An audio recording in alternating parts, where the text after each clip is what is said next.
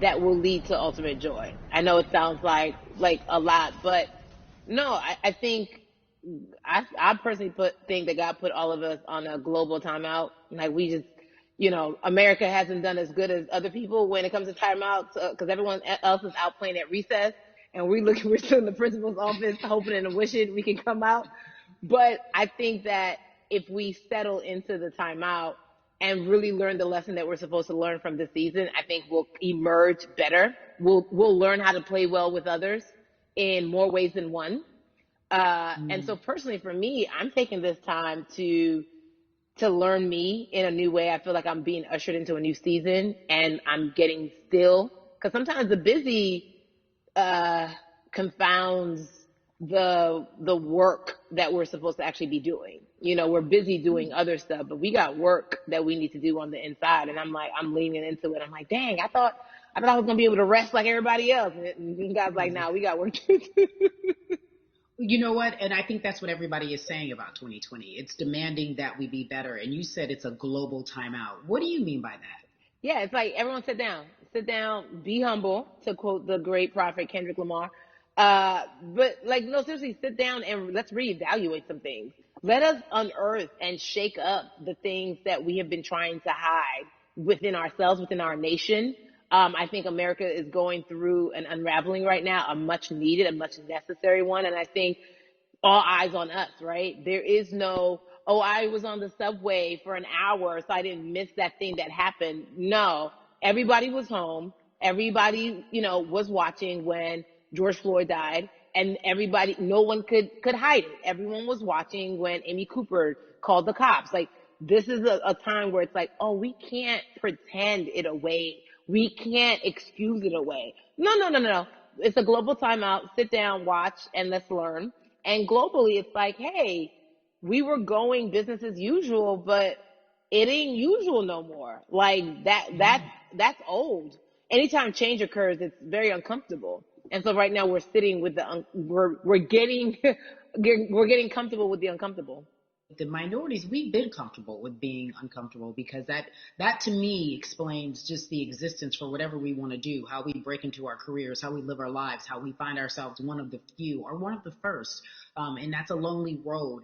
When you look at, and when you talk about this global timeout, everybody had to pay attention to Amy Cooper. Everyone had to pay attention to George Floyd. How is that helping us as a people, as a country, during our global timeout?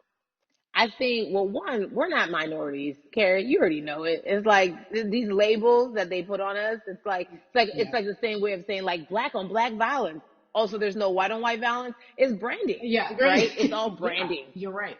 You're It's right. like white people kill white people every single day. So no, there is no black on black violence. And if you say black on black violence, well then let's brand white on white violence. Like I watch Mhm. Investigation Discovery. Ain't too many of us being featured.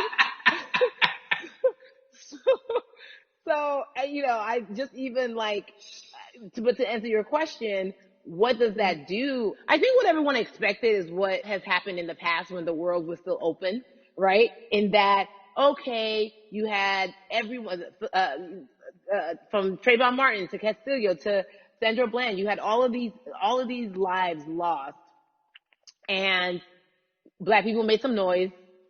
We rioted, we got out in the streets, we started the Black Lives Matter movement, all of those things. And then white people kind of just like, oh, let's give them something. And then it's just like, is it over? It's like Oscars so black. Okay, okay, good. We gave some Oscars. Are we good now? Like, are we even? Hmm. And it's just Hmm. like, oh no, no, no, no, no. This is not about like a band-aid.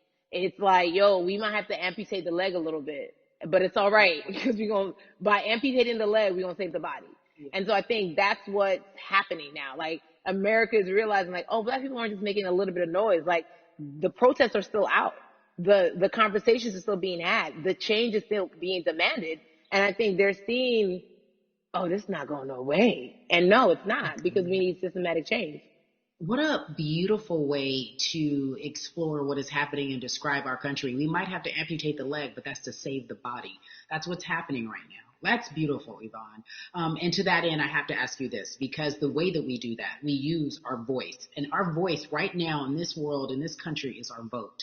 And everyone talks about voting and how important it is, but I feel like more than ever we understand that it's not just about voting every 4 years for the man in office. It's about your local elections. It's about the mayor. It is about the district attorney, the people who have the power to bring charges against police if police brutality is an issue in your community. If you care about your school district, you can run for the school board. I ask this of you, right? Your parents are from Nigeria.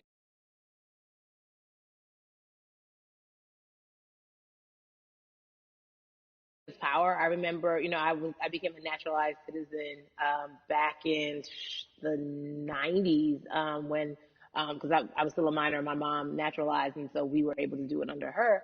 And just even that power of like, we're American citizens and all the access that we have by being citizens, one of those accesses and those access to power being voting, it's a big deal. It's a big deal because not only do we have the opportunity to be in this country, but now we can be of the country. We can be of the systems. We can be of the rules. We can be of what it actually affords.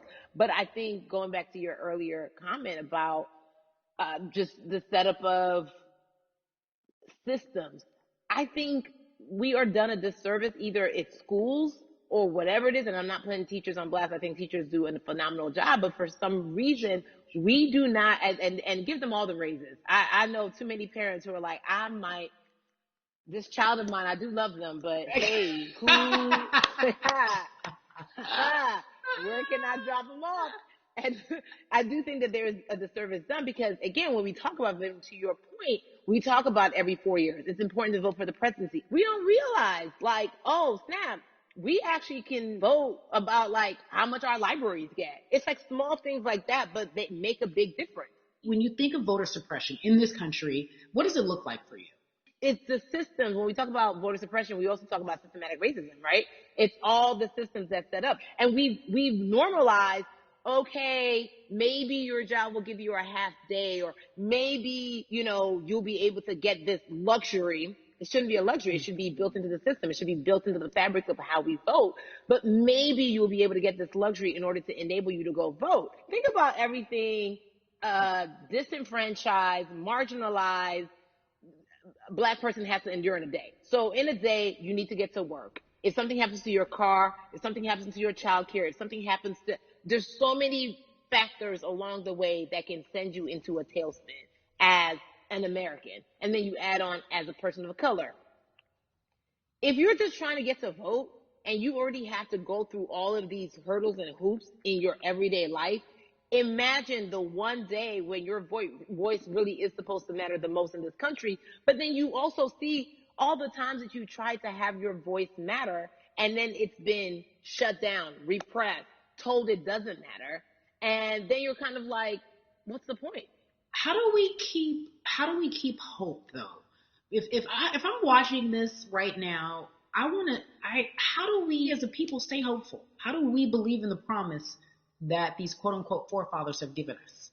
Because have you met Black people? By default, like hope is infused in our DNA. Like, you know what I'm saying? Like, like if we haven't been broken now through, be it through You're right. slavery, through Give capitalism, it to me. through Give it through to me. colonization, through Yeah, segregation, you're right. through, Mm, mm, I mean, mm, listen, mm, mm, black mm. the history of Black people in this country is, at one point we were 3/5 the people.